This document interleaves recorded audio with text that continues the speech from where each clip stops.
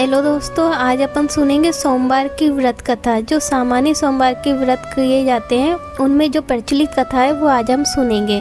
प्राचीन काल में एक गांव में एक धनी साहूकार रहता था। उसके घर में धन धान्य की कोई कमी नहीं थी, पर उसे एक दुख हमेशा खटकता था। उसकी कोई संतान नहीं थी। संतान प्राप्ति के लिए वह भगवान शिव की उपासना करने लगा। उसने प्रतिदिन शिवलिंग पर जल चढ़ाना और सोमवार का व्रत रखना शुरू कर दिया। उसकी भक्ति से प्रसन्न होकर एक दिन माता पार्वती ने भगवान शिव से कहा, हे प्रभु, ये साहूकार आपका इतना बड़ा भक्त है, दिन रात आपकी पूजा करता है, इसे कोई वरदान दीजिए, इसकी गो सुनी है। शिवजी बोले, पार्वती, इस संसार में हर प्राणी को उसके पूर्व जन्मों के कर्मों का फल भोगना पड़ता है। फिर भी इसकी भक्ति से खुश होकर मैं इसे पुत्र प्राप्ति का वर देता हूँ, पर उस पुत्र की आयु केवल 12 वर्ष की ही होगी। माता पार्वती के बहुत अनुरोध करने पर भी शिवजी ने अपनी बात नहीं बदली।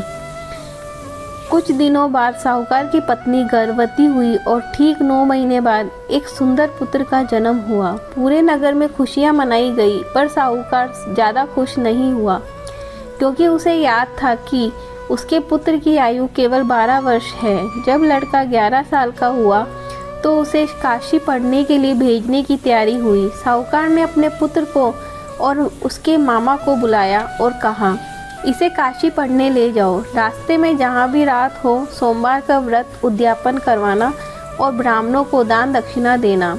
यात्रा के दौरान दोनों मामा भांजा जहाँ भी रात को रुकते वहाँ सोमवार व्रत की कथा करते और ब्राह्मणों को भोजन कराकर दक्षिणा देते। एक नगर में वे एक राजा के यहाँ रुके। संयोग से उसी दिन राजा की पुत्री का विवाह था, पर वर पक्ष की ओर से दूल्हा अंधा था। वर के पिता को डर था कि अगर राजा की पुत्री यानी राजकुमारी को पता चला कि उसका होने वाला पति अंधा है तो विवाह टूट जाएगा। उन्होंने एक चाल चली। साहूकार के भांजे, जो बहुत सुंदर और गुणवान था, को दूल्हा बनाकर बैठा दिया और शादी के सारे विधि विधान करवा दिए। जब वरमाला का समय आया तो उस लड़के ने चुपके से राजकुमारी की ओढ़नी पर लिख दिया, तुम्हारा विवाह तो मेरे साथ हुआ है, पर जिस अंधे के साथ तुम्हें विदा किया जाएगा वे तुम्हारा पति नहीं है। मैं तो काशी पढ़ने जा रहा हूँ। राजकुमारी ने जब ये पढ़ा तो उसने माता पिता से विदा होने से इनकार कर दिया। बहुत समझाने पर भी वह नहीं मानी। अंत में राजा ने बारात को खाली हाथ लौटा दिया।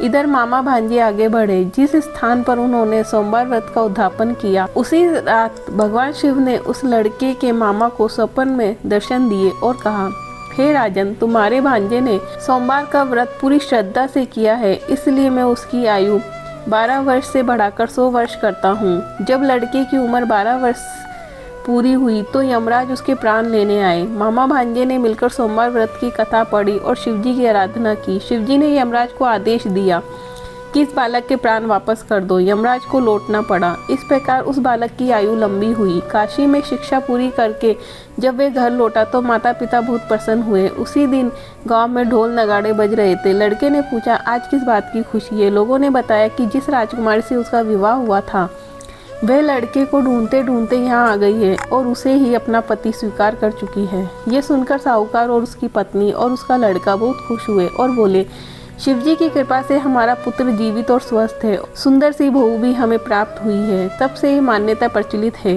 कि जो व्यक्ति 16 सोमवार या आजीवन सोमवार का व्रत श्रद्धा और भक्ति से करता है, भगवान शिव उसकी सभी मनोकामनाएं पूरी करते हैं और अकाल मृत्यु का भय दूर करते हैं। बोलो सोमवार व्रत करने वाले की जय, बोलो भोलेनाथ की जय। ये कथा पूजा पाठ में सबसे ज़्यादा पढ़ी और सुनाई जाती है। आप इसे सोमवार व्रत के दिन अवश्य पढ़ें या सुनें।